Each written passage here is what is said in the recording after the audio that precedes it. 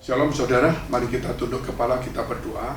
Bapa kami yang ada dalam surga, Bapa yang baik, Bapa yang kami kenal di dalam nama Tuhan Yesus, terima kasih atas hari ini di mana kami boleh Tuhan datang di rumah Tuhan, kami datang di dalam hadirat Tuhan, dan dalam kondisi kehidupan kami saat ini yang ada dalam rumah. Kami sudah mau tidur, kami ingin mendengarkan firman-Mu, kami ingin juga berdoa supaya Engkau memberi kekuatan kepada kami, memberikan kesegaran kepada jiwa kami, memberikan hikmat akal budi kepada kami, berikan mimpi yang indah, dijauhkan dari segala godaan, kuasa kegelapan roh jahat, boleh diusirkan di dalam nama Tuhan Yesus Kristus.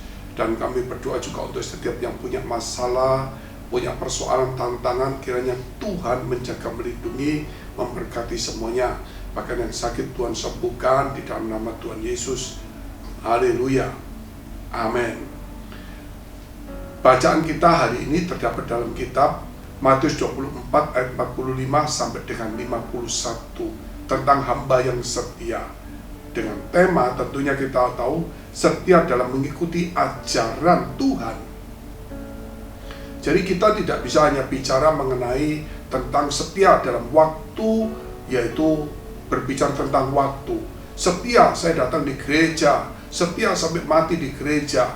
Tetapi kalau tidak setia dalam melakukan Tuhan, itu tidak ada gunanya. Demikian juga ada hamba yang setia. Hamba yang setia itu datang juga melayani, tapi dia tetap diartikan, yaitu dia tetap melakukan ajaran Tuhan atau perintah Tuhan. Sedangkan hamba yang tidak baik itu saudara tetap dia setia sampai akhir, tetapi dia memukul orang lain, memukul yang lainnya. Demikian juga dalam rumah tangga. Mungkin kita setia dengan suami, kita setia dengan istri kita, namun kita tidak setia dalam melakukan hal yang baik.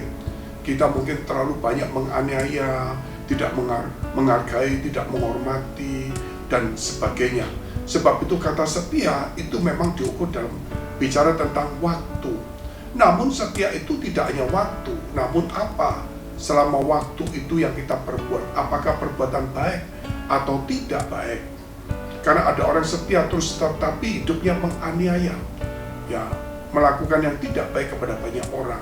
Tapi ada juga orang yang setia di dalam gereja, tetapi dia melakukan kehendak Bapa. Ini yang Tuhan mau di dalam kehidupan kita.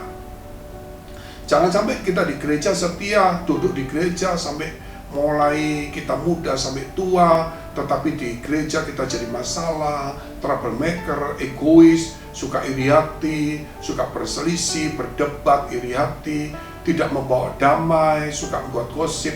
Itu salah.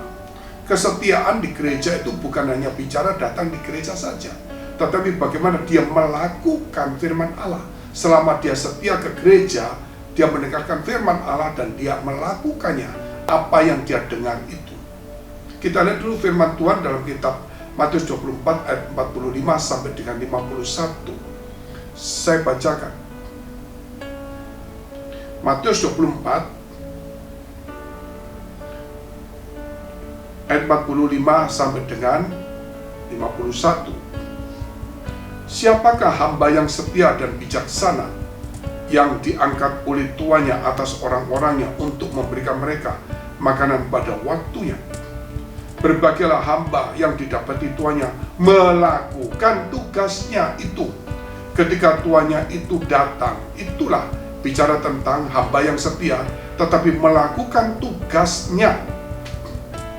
Aku berkata kepadamu, sesungguhnya tuannya itu akan mengangkat dia menjadi pengawas segala miliknya.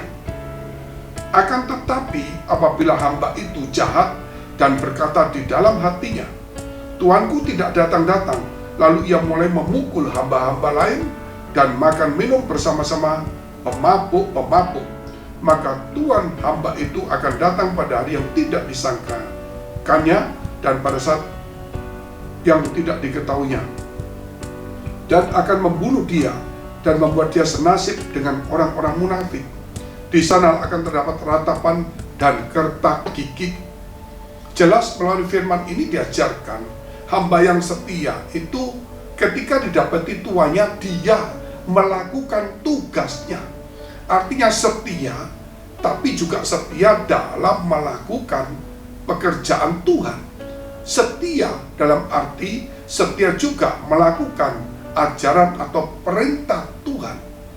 Jangan sampai kita setia seperti hamba yang jahat, tetapi mabuk-mabuk, ya berbuat jahat, tidak ramah, kasar, pemarah, dan sebagainya. Itu tidak baik, dan itu Tuhan tidak mau. Sehingga dalam arti kehidupan kita sekarang ini, jangan cuma mengukur segala sesuatu dengan waktu. Mungkin ada orang-orang yang umurnya saudara tidak sampai tua, tetapi waktunya dipakai sekali untuk melakukan perintah Tuhan. Banyak orang umurnya panjang, tapi belum tentu melakukan perintah Tuhan. Mungkin yang egois, jadi masalah.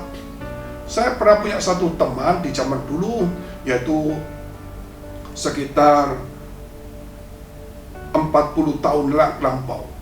Dia sekolah teologi di Lawang. Ketika dia sekolah teologi di Lawang itu, akhirnya dia kedapatan sakit leukemia. Dalam 2 tahun dia itu menderita sekali. Jadi dia belum lulus, baru sekolah, tapi kena leukemia. Terus orang bertanya, kenapa? Dia orang yang baik, mau mengambil inisiatif menjadi pelayan Tuhan, sekolah teologi, tetapi begitu sekolah dia kena leukemia. Tetapi waktu dia kena leukemia, dia tidak tidur-tiduran di rumah, walaupun dia menjaga kesehatan, tapi dia pergi ke kampung-kampung memberitakan Injil. Selama dia kuat, dia datang terus pergi kampung-kampung untuk memberitakan Injil. Sampai akhirnya dia tidak berdaya, dan dia masih memberi kekuatan kepada teman-temannya untuk memberitakan Injil. Saudara, dalam 2 tahun akhirnya dia meninggal. Tetapi apa yang dia kerjakan itu ada sesuatu nilai. Mungkin kita juga, saudara, kita punya waktu yang lama, kita lulus teologi, akhirnya kita bisa melayani, tapi kita malas-malasan. Kita cari perkara, cari uang, memberitakan Injil seenaknya, khotbah tidak ada persiapan, tidak punya hati, mungkin seperti itu. Atau kita juga sama, saudara, di dalam kehidupan sebagai seorang jemaat. Kita datang di gereja, namun kita tidak pernah melakukan perintah Tuhan, ajaran Tuhan dengan baik. Sehingga kita mulai sekarang belajar memberikan hati kita. Bukan cuma waktu kita diberikan kepada Tuhan, tapi hati kita. Sebab hati itulah diisi oleh firman. Waktu kita di mana-mana juga. Bisa saudara waktu itu singkat atau panjang, tetapi apakah waktu itu digunakan untuk mengisi hati kita dengan firman Allah? Sehingga kata waktu itu di dalam bahasa Yunani ada 2 kata, yaitu kronos dan kairos. Waktu kronos itu adalah waktu yang umum yang terus berjalan tanpa henti.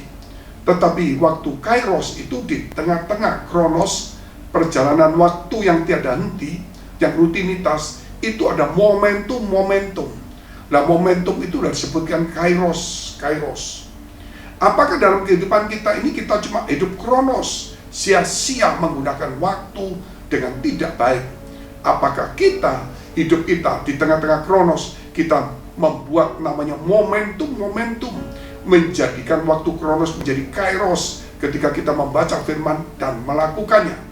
Oleh sebab itu kata setia itu perlu direnungkan, karena itu juga buah daripada Roh Kudus. Setia itu adalah juga milik Tuhan, karena dia disebut juga setia sampai akhir. Dia tetap mati di kayu salib sampai akhir, saudara. Itu kesetiaan, bukan setia saja, tetapi dia sampai di kayu salib. Mari kita tunduk kepala, kita berdoa. Terima kasih Tuhan, terima kasih memberkati kami semua, supaya setiap kami hari ini bisa menangkap dengan baik di dalam perjalanan hidup kami. Kami juga berdoa untuk saudara kami yang sakit, yang dalam pergumulan masalah. Mari dekapkan kedua tanganmu di dada. Jika engkau dalam pergumulan masalah, persoalan, tantangan, baik itu di dalam masalah jodoh, karir, ataupun studi, pekerjaan, keuangan, rumah tangga, maupun juga mungkin mengalami tekanan-tekanan, persoalan, kesendirian, kecewa, sakit hati, dan sebagainya. Biarlah engkau dekapkan kedua tanganmu di dadamu. Jika engkau sakit, dekapkan tanganmu bagian yang sakit. Tumpangkan tanganmu di bagian sakit di dalam nama Yesus. Jadilah pulih, jadilah segar, jadilah kuat. Biar Tuhan menghibur memberkati engkau dan menjadi sembuh di dalam nama Yesus. Haleluya. Amin. Jikalau saudara masih membutuhkan pelayanan doa dan konseling, silakan hubungi nomor yang tertera. Tuhan Yesus memberkati.